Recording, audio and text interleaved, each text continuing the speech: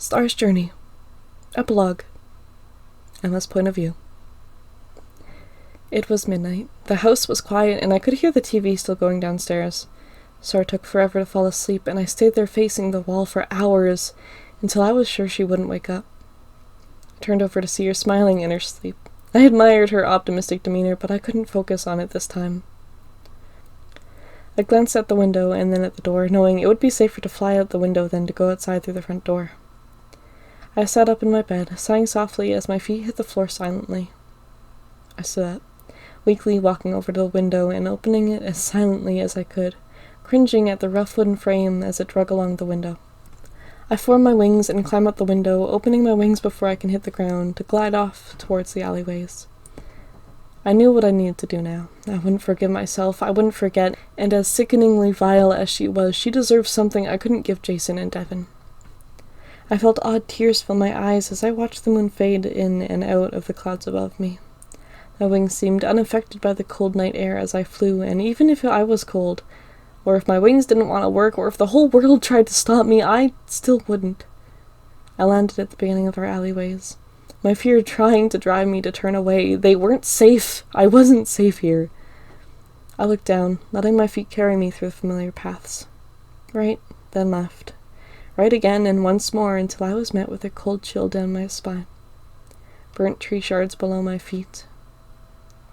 I sighed as I just barely looked up to see a few black feathers on the ground, some charred slightly, some in perfect condition, and I sat down on my knees, holding some feathers gently in the palms of my hands.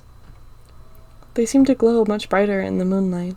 Although black, they reflected a golden light that matched her eyes. I am sorry, Ava. I'm sorry we couldn't convince you, and I'm sorry it had to end this way. I looked at the sky and sighed, holding the feathers tightly. I hope they're not punishing you too much down there. I chuckled to myself, almost wanting to wish her well, even though I knew she was in hell.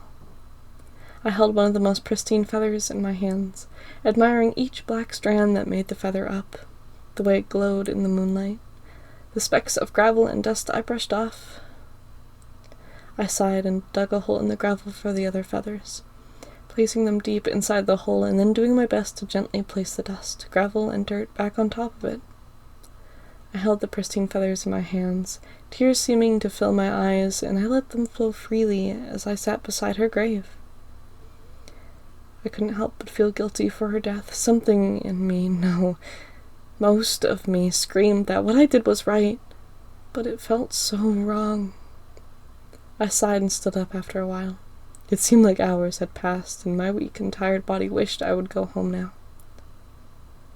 And so I did.